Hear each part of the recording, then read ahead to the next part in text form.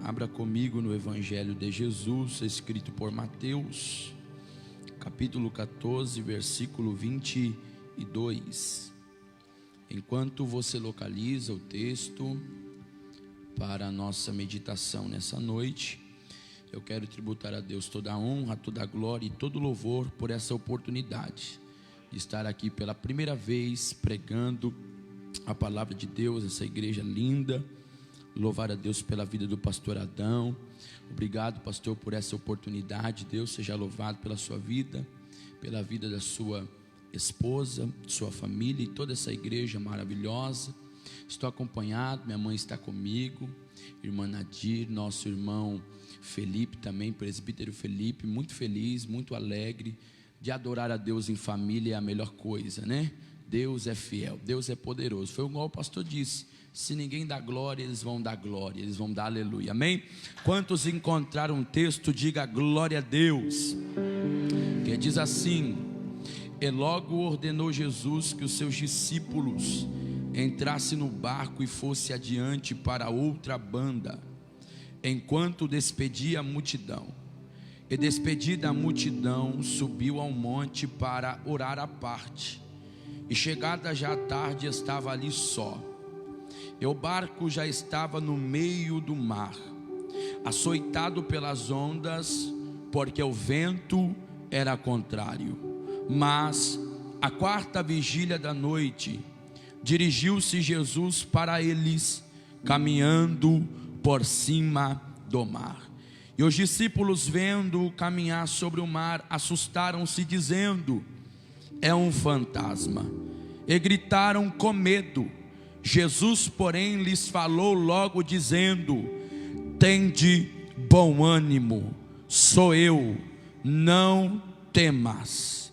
E respondeu-lhe Pedro e disse: Senhor, se és tu, manda-me ir ter contigo por sobre as águas. E ele disse: vem. E Pedro, descendo do barco, andou sobre as águas para ir ter com Jesus. Mas, sentindo o vento forte, teve medo, e começando a ir para o fundo, clamou dizendo: Senhor, salva-me. Repita comigo: clamou dizendo: Senhor, salva-me. Se assente adorando a Deus. Igreja do Cordeiro, esse texto que eu tomei por base, esse texto que o Espírito de Deus avivou meu coração para estar pregando nessa noite. Redobre a tua atenção para cá para entender aquilo que Deus ele quer falar com o seu coração nessa noite. É um texto que está inserido no Evangelho de Mateus, capítulo 14, versículo 22. É um texto muito conhecido por todos nós, porque esse texto nos fala sobre a tempestade que Jesus ele acalmou, não somente no Evangelho de Mateus, mas como no Evangelho de Marcos, no Evangelho de Lucas. Essa história vai ser narrada, essa história vai ser contada. Porém, o contexto dessa história, desse texto, é um contexto muito doloroso, porque o capítulo 14 do Evangelho de Mateus é um capítulo muito doloroso. É um capítulo muito triste, porque a Bíblia diz que Jesus ele recebe a notícia que João Batista ele morreu. A Bíblia diz que a cabeça do profeta João Batista foi parar numa bandeja, foi parar num prato. Porém, o que me chama a atenção é que o profeta João Batista ele morreu. Porém, a mensagem que ele pregou é viva até hoje, transforma vidas, transforma pessoas. Por isso que o capítulo 14 é um capítulo doloroso, porque Jesus ele vai receber a notícia. Depois que Jesus ele recebe a notícia, ele entra no barco com seus discípulos e a multidão segue a Jesus. Porém, Jesus ele está em um lugar deserto. Porém, a multidão vai até esse lugar. Porém, as horas se passaram, o dia já estava indo embora e aquela multidão estava com fome. A Bíblia então nos diz que Jesus ele opera um milagre da multiplicação. Ele transforma 5 pães e 2 peixinhos e alimenta aquela faminta multidão. logo em seguida, a Bíblia nos diz, aonde nós lemos, que Jesus, ele deu uma ordem para os seus discípulos. E qual era a ordem? Entra no barco e passe para o outro lado. Jesus não pediu por favorzinho. Jesus não pediu para eles: olha, entra no barco, por favor, eu lhe peço, eu lhe rogo que vocês entrem no barco. Não, Jesus, ele liberou uma ordem, dizendo: entra no barco e passe para o outro lado. Enquanto estava lendo esse texto, eu parei para entender que os discípulos não interrogaram a Jesus dizendo: Jesus, o que vai acontecer no meio da trajetória? O que vai acontecer no meio do caminho? Eu não vejo no texto os discípulos indagando a Jesus, porém eu vejo no texto os discípulos obedecendo a ordem de Jesus, que era: entra no barco e passe para o outro lado. Enquanto eu disperso a multidão, a Bíblia diz que eles fizeram conforme o que Jesus tinha dito. Eles entraram no barco e passaram para o outro lado. Porém, eles não sabiam o que iria acontecer no meio do caminho. Eles não sabiam, eles não tinham nenhuma noção que no meio da trajetória ia surgir uma tempestade e as ondas iam bater naquele barco e ia deixar eles com medo. Eles não sabiam. Porém, a Bíblia diz que Jesus, ele despede a multidão, e os discípulos estão na onde? Dentro do barco, no meio do mar. O vento era contrário e as ondas batiam no barco, balançava o barco, deixando os discípulos apavorados, deixando os discípulos com medo. Eles estavam no meio do mar da Galileia, irmão, o mar escuro, glória a Deus, e o vento a contrário, e as ondas batendo nos barcos. Talvez eles se perguntaram dizendo: meu Deus, cadê Jesus? Meu Deus, cadê Jesus que não aparece? Porém, a Bíblia diz que Jesus, ele tinha despedido a multidão e ele foi para o monte para orar à parte. Jesus, ele foi para o monte para orar. Por quê? Porque Jesus, ele é o maior exemplo de homem que ora na Bíblia. Jesus é o maior exemplo de homem que ora, porque Jesus, ele valorizava, pastor Adão, o momento com Deus. Jesus, ele valorizava o período de oração. Ele se despediu da multidão e subiu para o monte orar. Porém, os seus discípulos estavam com medo. Os seus discípulos estavam pensando que iriam morrer por causa da tempestade. E Jesus, ele está no monte orando. Os discípulos estavam com medo, porém Jesus estava orando. Os discípulos estavam pensando: acabou, a esperança acabou, a gente vai morrer. Cadê Jesus? Jesus está no monte orando. Glória a Deus. Talvez entrou alguém aqui dizendo: meu Deus, cadê Jesus que não aparece nessa situação? Cadê Jesus que não chega nessa situação? Fica tranquilo, Jesus, ele está te vendo. A Bíblia diz que Jesus, ele está à direita de Deus e ele intercede por nós. Talvez alguém entrou aqui dizendo: meu Deus, será que Jesus perdeu o controle do meu barco? Será que Jesus perdeu o controle dessa situação? Ele me trouxe aqui para te dizer: eu não perdi o controle. Enquanto você está passando por isso, eu estou te vendo, eu estou te vendo, eu estou te olhando. Jesus não tinha perdido o controle, ainda que Jesus não estava dentro do barco, porém ele não tinha perdido o controle, porque ele estava no monte orando. Jesus, ele não tinha tempo para comer, porém Jesus, ele tinha tempo para orar. Foi em Lucas capítulo 11, versículo 1 em diante. A Bíblia diz que Jesus, ele tinha terminado de orar e os seus discípulos se apresentaram para ele dizendo: Senhor, ensina-nos a orar, como João ensinou os seus discípulos. Os discípulos de Jesus queriam aprender com ele como se deveria orar. Hoje muitas pessoas se aproximam de Jesus e falam: Jesus, me ensina a pregar, me ensina a cantar, me ensina a fazer isso, me ensina a fazer aquilo. Mas vamos aprender com os discípulos. Eles se aproximaram de Jesus e disse para Jesus: Jesus, ensina-me a orar. Por quê? Porque se eu sei orar, eu sei pregar. Se eu sei orar, eu sei cantar. Se eu sei orar, eu sei profetizar. Se eu sei orar, o meu dia começa diferente. Por quê? Porque eu sei orar, eu aprendi a orar. Eu sei falar com Deus. E Deus está dizendo: eu estou te convidando a voltar a orar. Eu estou te convidando a se afastar da multidão para ter um momento de intimidade comigo. Tem momentos, irmãos, que a gente tem que se afastar de ambientes para ter momentos com Deus a sós. Oh glória, oh glória. Jesus está dizendo para alguém aqui: eu quero ter um momento a sós com você. Eu quero ter um momento de intimidade com você. Oh glória a Deus. Jesus despediu a multidão e foi para o monte orar. Jesus sempre nos ensinou a orar. Mateus capítulo 6, versículo 6.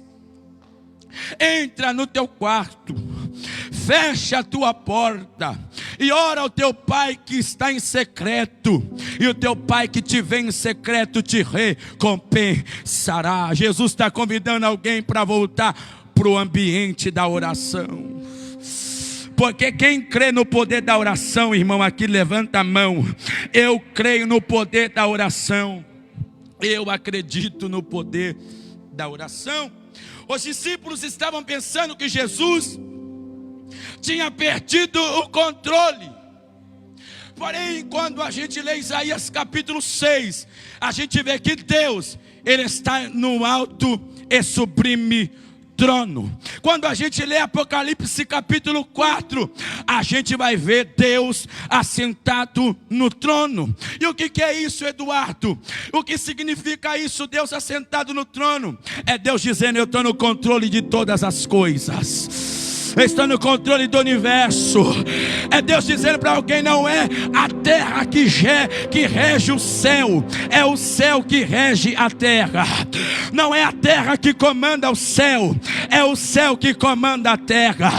Jesus está dizendo para alguém: eu não perdi o controle. Eu não perdi o controle da tua casa. Eu não perdi o controle do teu casamento. Eu não perdi o controle do teu ministério. Eu não perdi o controle da tua chamada. Eu não perdi o controle do teu projeto. Eu não perdi o controle do teu sonho. Jesus está dizendo: eu estou no controle de todas as coisas. Porém, o que eu amo de Jesus é que Ele chega na hora certa. Jesus, Ele chega na hora certa. Fala para quem que está do teu lado: Jesus, Ele chega na hora certa. Ele chega no limite. É quando a gente está pensando: acabou, agora, meu Deus do céu, não vai dar certo, vou morrer, esse negócio vai acabar comigo. É aí que Jesus chega. É aí que Jesus chega. A Bíblia diz que na quarta vigília da noite, Jesus não apareceu na primeira vigília, Jesus não apareceu na segunda vigília, Jesus não apareceu na terceira, Jesus apareceu na quarta. Na última vigília da noite, que é das 3 da manhã às 6 da manhã. Oh glória, porque Jesus, Ele chega na hora certa. Ele chega no tempo certo. Ele não perdeu o controle. Ele está dizendo para alguém: a qualquer momento eu vou aparecer. A qualquer momento eu vou aparecer na tua vida. Eu vou repetir até alguém dar glória a Deus, até alguém dar aleluia. Jesus está dizendo: eu vou aparecer na quarta vigília da noite. Eu vou aparecer na quarta vigília da noite. E como Jesus apareceu? Andando por cima das águas. E como Jesus apareceu, pregador?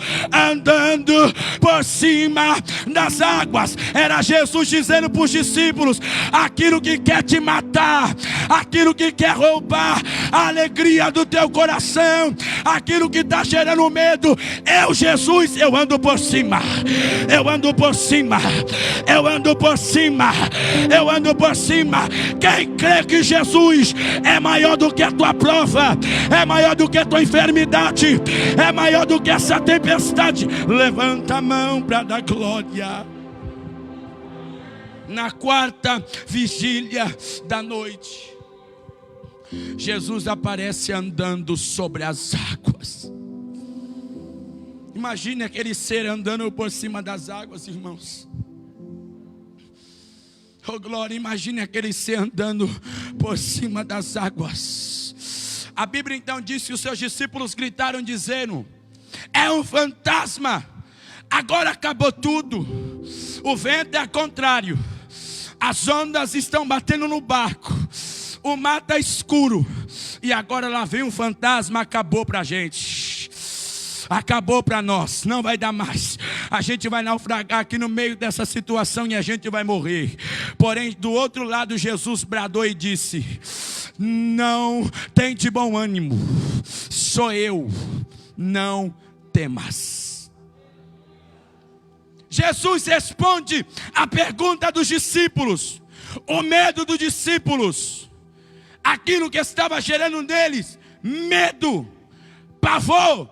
Jesus bradou e disse: tem de bom ânimo, sou eu. Isaías 43, 13. Ainda antes que houvesse dia, eu sou, e ninguém há que possa fazer escapar das minhas mãos. Operando eu, quem impedirá? Quando ele chega, irmão. Quando ele chega, pode ter câncer, pode ter coronavírus, pode ter enfermidade, pode estar na cadeira de roda. Quando Jesus chega, irmão, a prova pode ser grande, o vento pode ser ao contrário. Ele chega e diz: tem de bom ânimo, sou eu, não temas. Jesus está dizendo para alguém aqui: tem de bom ânimo. Mas como ter de bom ânimo no meio da luta? No meio do vento, no meio da dificuldade? Porque sabe o que eu encontro nesse texto, irmãos? É que a maior tempestade não era do lado de fora. A maior tempestade era dentro do coração dos discípulos. Era o sentimento deles. Era Jesus que estava vindo sobre as águas. Eles estavam confundindo Jesus com fantasma. Então o sentimento deles estavam abalados. Porém Jesus, ele chegou para reavivar o coração dos discípulos, dizendo: tem de bom ânimo. Deus está dizendo para alguém aqui: a depressão não vai te tocar, o desespero não vai te tocar. Talvez você não tenha nem vontade às vezes de acordar. Tem gente chorando aqui porque está recebendo a palavra. Você sabe que você era mais alegre. Eu vou pregar o que Deus está mandando eu pregar. Eu preciso pregar, eu não posso levar embora. Você já não se sente mais alegre, você já não se sente mais feliz. Na segunda você está bem, na terça você está mal, na quarta você dá glória, na quinta você não quer saber de igreja. O teu sentimento está abalado, a tua família está abalada. Mas Jesus, ele está aparecendo para você hoje, está dizendo: eu estou tirando esse medo do teu coração, eu estou tirando esse desespero do teu coração. Estou dizendo: tem de bom ânimo, tem de bom ânimo. É Jesus dizendo para alguém: reage, minha filha, reage, meu filho, tem de bom ânimo. Receba a coragem de Deus aí agora, receba esse ânimo de Deus, o ânimo de voltar a dar glória, o ânimo de voltar a cultuar, o ânimo de voltar a ler a Bíblia, o ânimo de voltar a orar, a buscar, a crer. Marcos capítulo 2, 4 amigos pegaram aquele paralítico e levaram até Jesus. Porém a Bíblia diz que a casa estava cheia, porque Jesus estava pregando a palavra. E a Bíblia diz que Jesus, ele não ensinava como os escribas, como os fariseus, ele ensinava como quem tem autoridade. A mensagem de Jesus era diferente.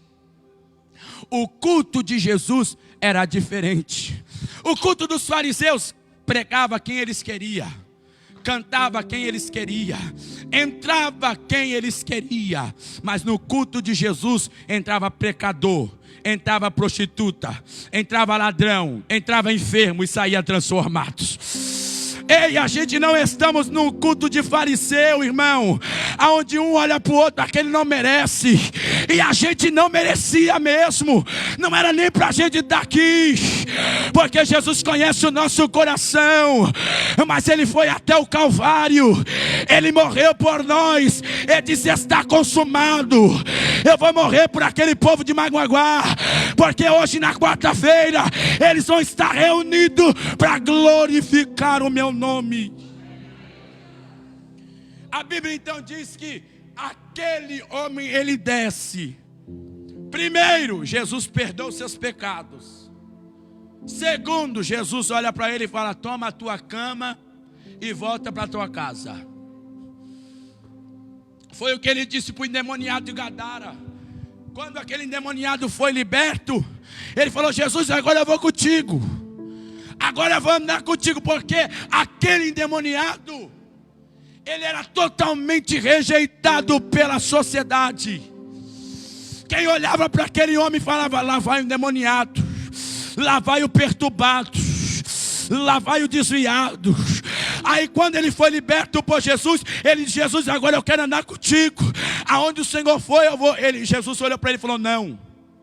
Como não, Jesus? Eu vou te seguir. Não, você vai voltar para a tua casa e vai contar quão grandes coisas te fez Deus. Uramachoramahaia. Glória a Deus. Talvez você já foi, ou talvez você é algum motivo de chacota para a tua casa, para a tua família, mas o milagre que Jesus vai fazer na tua vida aqui hoje vai espantar muita gente. E Jesus está dizendo: tu vai voltar lá, aonde te desprezaram, aonde te envergonharam, aonde te criticaram, e vai falar quão grandes coisas te fez Deus. Jesus perdoou o pecado primeiro, depois falou: toma a tua cama e anda. Porque Jesus, ele trabalha por dentro, para depois trabalhar por fora. O sentimento no nosso coração é tudo, irmão. Ter paz interior é a melhor coisa. E o que rouba a paz é o pecado, é a falta de Deus, é o vazio da presença de Deus. Os discípulos aqui estão perturbados, com medo. Talvez você entrou aqui dizendo: acabou para mim, acabou para minha família. Está perturbado, está acabado, está destruído. Porém Jesus entrou aqui hoje para restaurar. Jesus chegou aqui hoje para reavivar a esperança do teu coração. A esperança que você tinha do teu filho está aqui e não está. A esperança que você tem, glória a Deus, de teu marido está aqui e ele não está. Jesus está devolvendo essa esperança para o seu coração.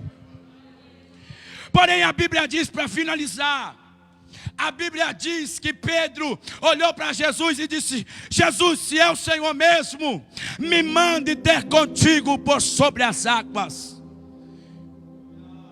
Jesus olhou para Pedro e falou: Pedro, pode vir. A Bíblia diz que ele desceu do barco e começou a andar sobre as águas e ia até Jesus. A expressão ali é ir de encontro a Jesus. Pedro estava indo de encontro a Jesus.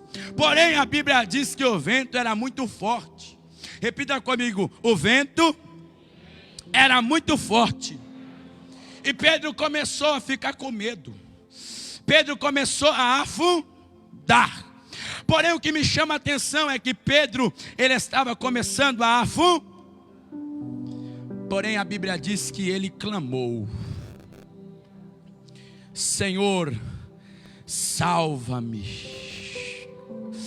Pedro estava afundando, Pedro estava descendo. Porém ele abriu a boca e disse: Senhor, salva-me. Ele clamou ao Senhor. Quantas pessoas que a sua família está afundando, sua vida espiritual está afundando, Teu ministério está afundando e você ainda está de boca fechada. Mas essa noite você precisa abrir a boca e dizer: Jesus, salva-me. Oh, glória a Deus. Pedro estava afundando, porém ele clamou: Senhor, salva-me. Ele rasgou a alma. Ele quebrou o protocolo. Ele quebrou a ética. Ele jogou para fora aquilo que estava matando ele por dentro, dizendo: Senhor, salva-me. Salva-me, Senhor. E a Bíblia diz que Jesus estendeu a mão.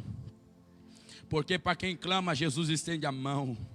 Você se lembra de quando Jesus, ele estava em Jericó e Bartimeu estava à beira do caminho. E ele ouviu falar que Jesus estava passando por ali. Ele não perdeu a oportunidade e começou a clamar: Jesus, filho de Davi, tem misericórdia de mim. Clamar, irmão, significa gritar. Há momentos que a gente tem que gritar na presença de Deus. Há momentos que a gente tem que mostrar para Deus aonde é a nossa dor, aonde é o nosso medo. Mas Eduardo, Jesus não sabe. Sabe, Ele conhece, porém Ele quer ver você falando. Ele quer ver você abrindo a boca e dizendo: Senhor, é aqui que está o negócio. Eu preciso mudar aqui, Senhor. Eu preciso me transformar aqui, Senhor. Jesus está dizendo: o problema não é afundar. O problema é afundar, irmão, ficar de boca fechada. O problema é estar afundando, irmão, estar em casa, vendo filme, glória a Deus, perdendo tempo. Não que a gente não pode ver, mas dá prioridade para as coisas espirituais. Oh, glória a Deus. Eu creio que essa igreja é uma igreja que ama a família. Eu creio que essa igreja é uma igreja que crê em libertação, em transformação de vida. Irmão, a gente tem que abraçar quem nunca foi abraçado. A gente tem que estender a mão para as pessoas que nunca foram acolhidas, abraçadas. A gente precisa clamar. E quantos vieram clamar aqui hoje? Eu vou simplificar para você entender. A gente levanta e adora ao Senhor Jesus. Os discípulos estavam apavorados, temerosos. Porém Jesus chegou lá e resolveu tudo, porque Ele é assim, Ele chega e resolve. Com Ele não tem meio termo. Ele libera uma palavra e quem está lá na casa é curado, é liberto. Jesus é poderoso, irmão. Jesus é diferente do homem. Jesus, Ele não vê como a gente vê. Ele é muito extraordinário. E Ele acalmou aquela tempestade. Mas Jesus está dizendo: antes de eu acalmar a tempestade que está batendo no teu barco, eu vou acalmar a tempestade que está no teu coração. Eu vou repetir. Jesus está dizendo: antes de eu acalmar a tempestade no teu barco, do lado de fora, eu vou acalmar o teu coração primeiro. Eu vou te dar estratégia. Jesus está dizendo: eu vou te dar estratégia para vencer esta tempestade. Porque tempestade chega para todo mundo, pastor. Para quem é grande, para quem é pequeno, para quem é pobre, para quem é rico, para quem é branco, para quem é laranja. Chega para qualquer um, irmão. É a vida. A tempestade chega para todo mundo, para o justo, para o ímpio. Porém é no meio da tempestade que Jesus, Ele vai te dar estratégia para passar por ela. Por quê? Porque a ordem é chegar do outro lado. Se coloca de pé. Porque a ordem é chegar do outro lado. Olha para quem está do teu lado e diga: a ordem é chegar do outro lado. Pode vir tempestade, mas você vai chegar do outro lado. Pode vir barreiras, mas você vai chegar do outro lado. Pode vir empecilho, mas você vai chegar do outro lado. Podem tentar te parar, tentar te barrar, tentar te denegrir. A ordem de Jesus é: vamos chegar do outro lado. Vamos chegar do outro lado. Coronavírus não vai impedir você chegar do outro lado. Essa enfermidade não vai impedir você chegar do outro lado. Só quem crê vem aqui para frente, toda a igreja. Uramacanta lamachandarahaya. Uramachou, uramácia. Uramacanto, uramai. Deus está renovando gente aqui hoje. Se você ainda não falou em línguas, comece a falar. Venha toda a igreja aqui para frente. Você que precisa, oh glória, de um milagre, você precisa de um socorro da parte de Deus, pode vir.